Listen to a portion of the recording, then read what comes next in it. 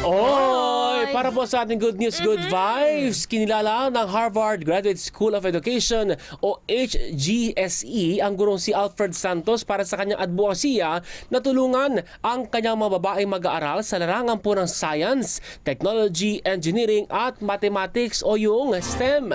Pagbabahagi po ni Teacher Alfred, taliwas sa kanyang inasahan ang kanyang nadatnan sa paaralan na kanyang pagtatrabahuhan sa Arizona noong unang dating po niya bilang foreign exchange teacher. Walang science lab at bukod dito, hindi lubos na natututo ang mga estudyante lalo na ang mga babaihan na tila hindi interesado sa STEM. Nang tanongin po ang isa sa mga estudyante na sina Ana na pag-alaman niyang walang guro ang nananatili upang magturo sa kanila. Dahil dito, nagsumikap po si Teacher Alfred na turuan at suportahan ang mga mag-aaral sa pamamagitan ng STEM Research Program na nagsimula po sa pagtuturo niya kay Ana. Kasunod nito, sumali at nagwagi sa mga science fair at competition si Ana at nahikayat din ang iba pang Latina student na mag-aral ng STEM.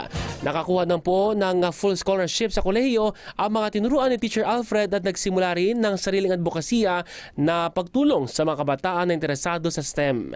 Dahil po dito, pinarangalan si Teacher Alfred ng Phyllis Strimling Award na ginawad sa HSGE graduate na ginagamit ang kanilang talino at karanasan para suportahan ang mga kababaihan at komunidad. Tunay nga po inspirasyon siyempre si Teacher Alfred para sa iba pang guro at mga mag-aral.